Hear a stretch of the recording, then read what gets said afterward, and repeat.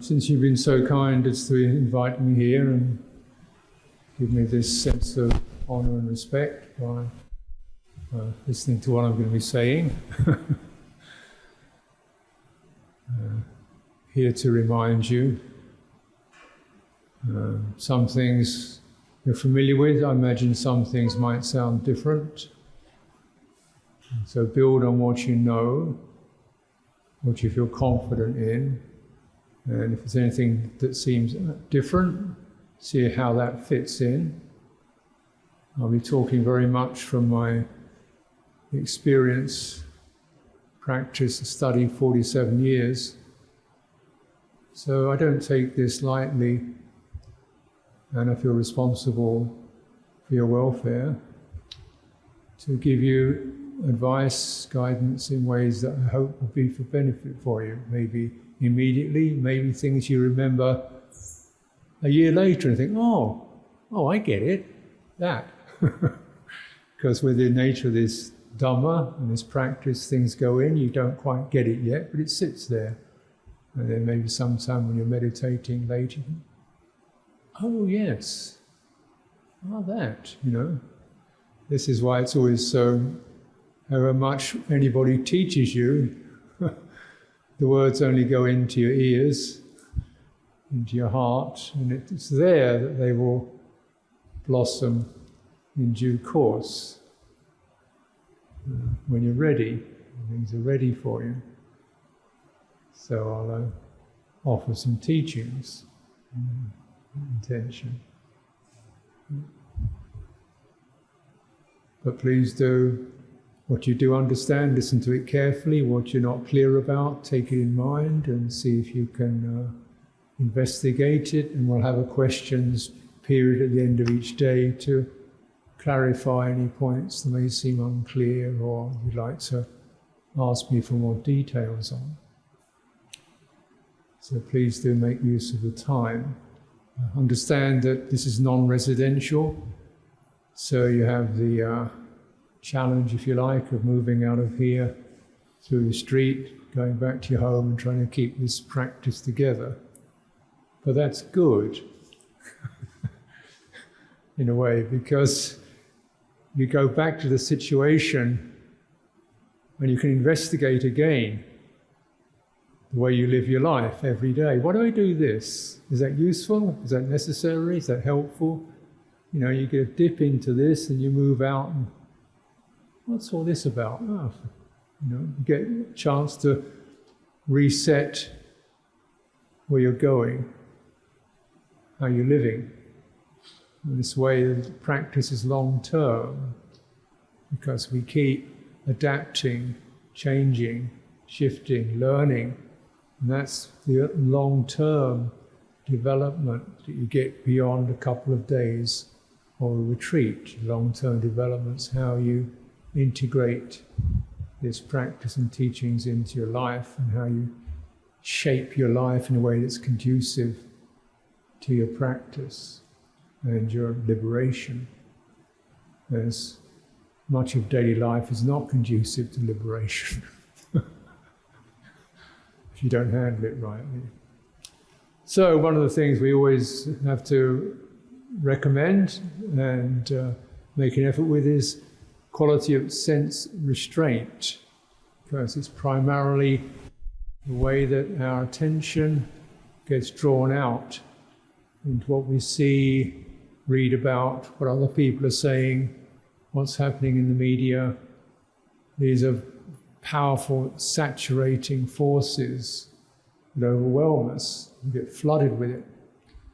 Even a good intentioned person still finds themselves flooded and having to follow the rhythms and the structures and the routines of a society that's not dedicated to liberation, but to finances, materialism.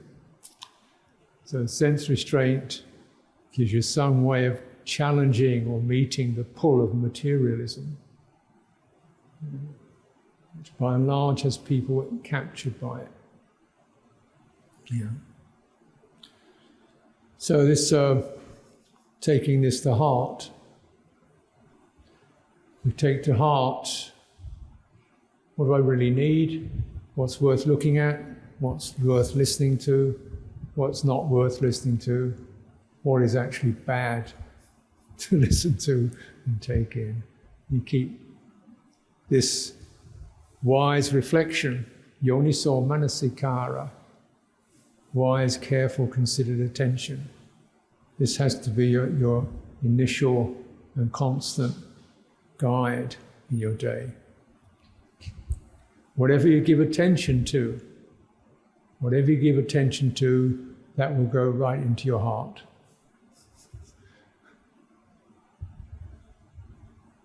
And there are beautiful things to give attention to, and those go into your heart. This is the fact of attention.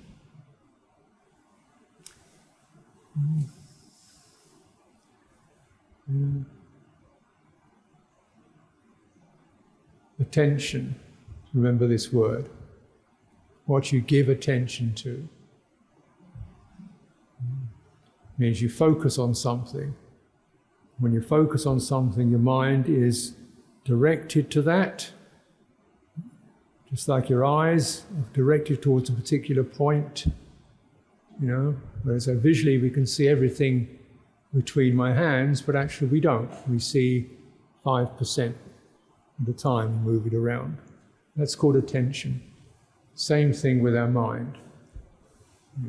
Mind is focusing on the time, what seems urgent, and focusing like that. So it narrows our awareness. And awareness, second word I use, is a basic property that comes with consciousness. It means everything, we're aware of it. We're aware of it. There's no limit to it actually, but fundamentally we're aware of sense input, sight, sounds, touches. We're also aware of mental input, thoughts, attitudes, ideas, all that stuff going on there. We receive it all. So awareness is where sense contact touches the heart. Yeah? Sights and sounds touch the heart through awareness. Comes through the mind says that's that, and we pick it up. Attention focuses, awareness receives. Receives whatever attention puts there. You receive it.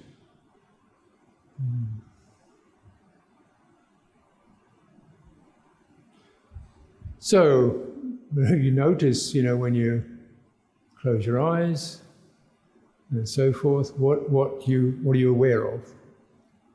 Perhaps sounds, perhaps feelings in your body.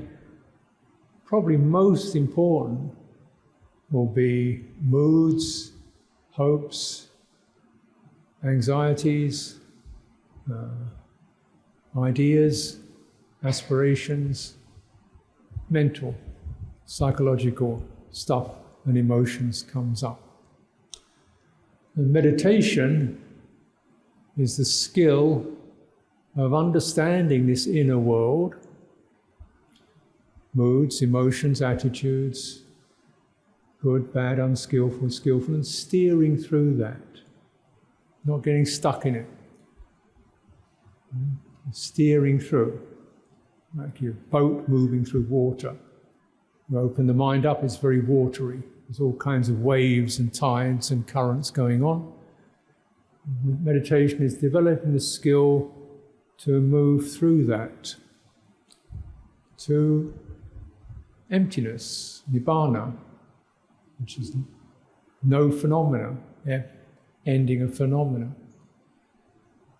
Along the way, clearing through the stormy stuff, the stormy and impressions and moods, irritation, ill will, guilt, regret, pressure, urgency, just clearing through the stuff that really catches and pushes you around. Now, third factor that I bring up, you have attention, which is different from awareness. Awareness is just receptive, attention is directive, selecting something, focusing on it. Awareness is non-selective, it's just that what happens. Third very significant factor is called intention, motivation. Some of these are impulses. Many intentions, or cetana, are kind of automatic. You just, oh, that's that. I have to do that. Velodrome. Oh, there's Susan. Talk to her. Do this, do that. They're just kind of knee-jerk. You understand? Impulses. Some of them are habitual. I've got to do this because it's 9 o'clock. I have to do this because it's Friday. It's 10 o'clock, I've got to do this. So you've got these habitual intentions, impulses. Yeah.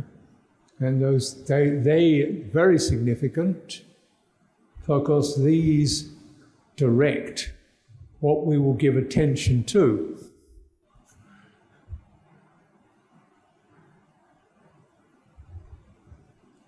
What we give attention to comes into awareness, and that becomes who we are. It's called karma. Every intention, there's some result. The results can be, you would say, external, in that we do something or say something, or they can be internal. Because we give attention to this and that and this and that, the result of that is my mind is unsteady. My mind is captured by greed, by delusion, by regret, by irritation, by condemning others, by praising myself. Because I give attention to these things, then that begins to shape your character and your direction in life. So these three factors, attention, awareness and intention, are extremely significant. And this is what we work on. This is what we practice Dhamma for, when we start with, okay, let's start right here with intention. The intention to relinquish. To relinquish the unskillful. The intention to support, uphold what is skillful. The intention to keep investigating whether things are skillful or unskillful, helpful or unhelpful.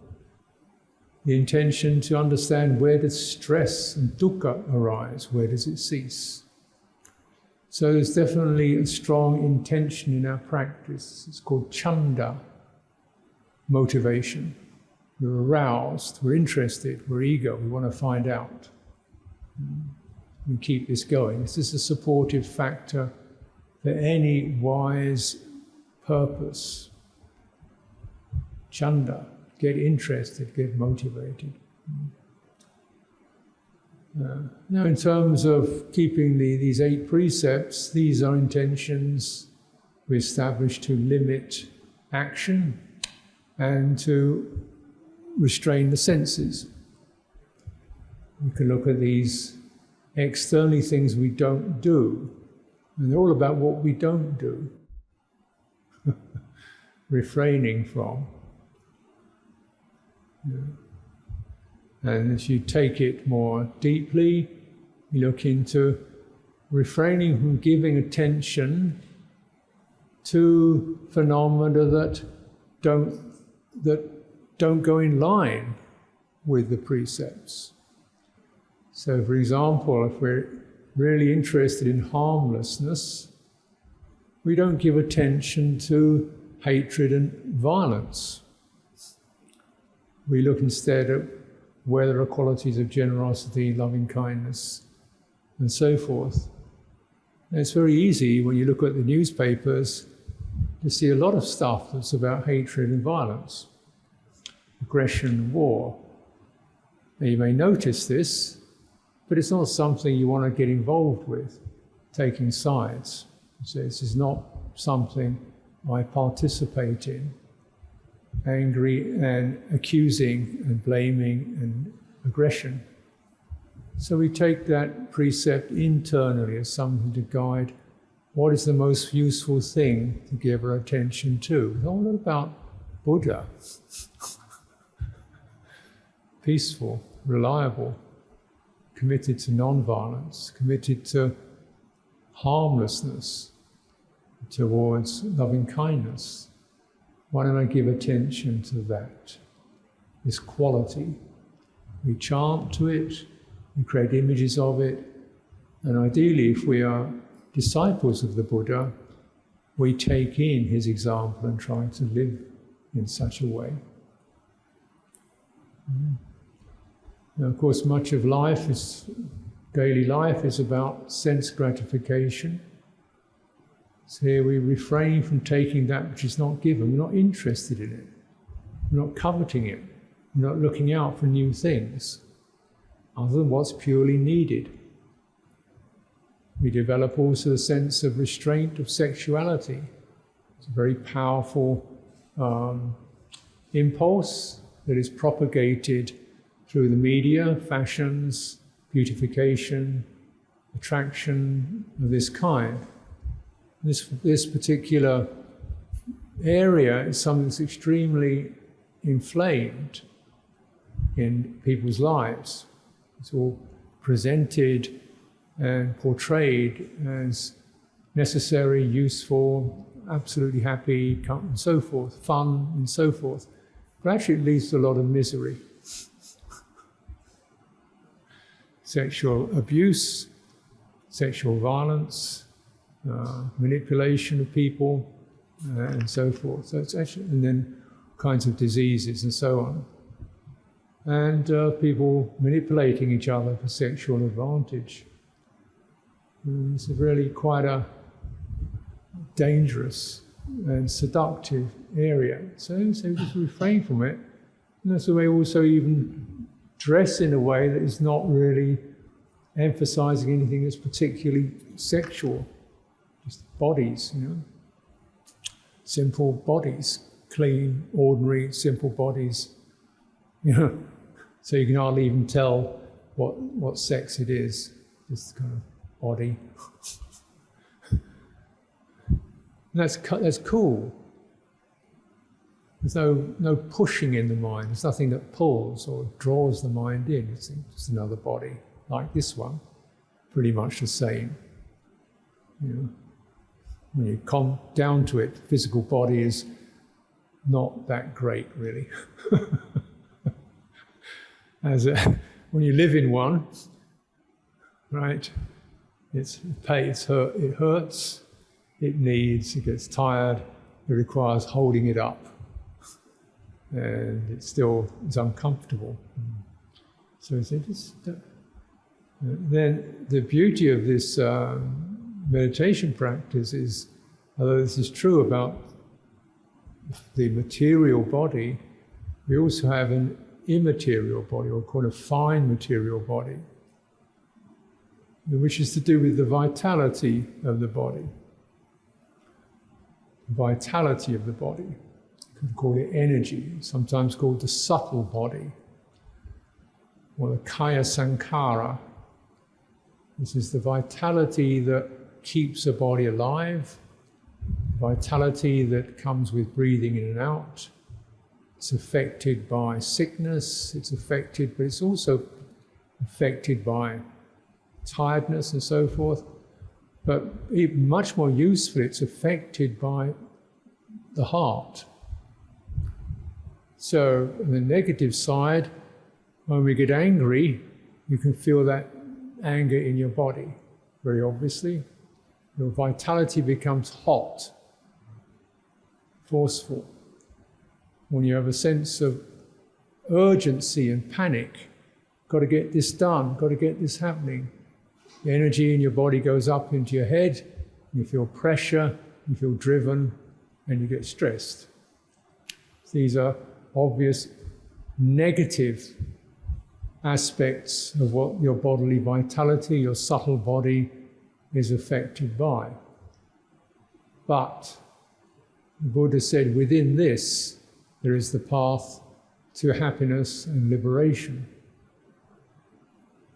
Because if this is moderated, if this quality, if this area is moderated, it gives you tremendous support. And it's moderated by bringing the qualities of the Dhamma into the heart. We have faith. We have loving kindness. We have determination. And you can feel these effects. These are not just ideas, these are effects. So when you experience joy, the body lights up. When you experience calm, your body feels very spacious. When you experience strong inner vitality, your mind enters samadhi. This is the process that the Buddha recommended, bringing attention to our refuges and precepts, lingering in the sense of relief that comes with those, the relief of moving out of the world of the hindrances. Whew, like you've come out of a jungle, or you've come out of prison, or you've come out of a disease, when your heart is no longer attacked by pressure, agitation, fear, craving, irritation. It's relief. It's called the abandoning of the 5 hindrances. And the joy arises. When that joy arises, we sit with that, and then we breathe, feeling our breathing, and the quality of the breathing catches the vitality of the body, and whatever's in your heart at that time is then given strength. So in this way, the qualities of the heart and the qualities of the vitality, the subtle body, come together. So then your one aspect of your body acts as a tremendous guide and support for liberation. The other aspect of it goes the other way. So then, which is more important? Now, of course, we use the physical body in sitting, walking, breathing, standing, just that to that which is necessary to go into the energy of the body, into the breathing of the body. Be aware of it, and then it will begin to have this effect. This is then meditation. You can see how the qualities of the precepts, the encouragement of the qualities of the precepts, affect the heart. It's important to take them not just as rules or laws, but as actually tonics, medicines. Yeah, so the medicine of right speech means our mind is not twisted with gossip, harsh words. How does that feel? When you hear gossip, harsh words, swearing, lying, how does it feel? Pretty ugly, I'd imagine. Even you hear it from other people. Good. And then when you hear words that are true, purposeful, kindly, uttered carefully and with respect, what's the effect of that? We feel cool, we feel steady, we feel confident, we feel safe.